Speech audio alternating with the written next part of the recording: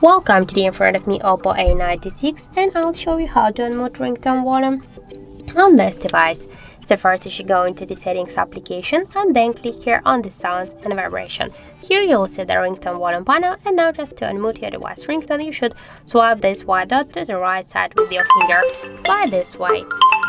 And also we have the second way how we can do that, just by using the volume buttons here on the left side of our device. But first be sure that here in the volume button function you have selected the ringtone, not the media one. And now just by press to the up volume button you can also unmute your device ringtone. And also we can do it by the third way, just press up or down volume button, that doesn't matter, and then swipe to the up with your finger this volume panel, and that's it. So thank you for watching, and if you find this video helpful, don't forget to leave a like, comment and to subscribe our channel.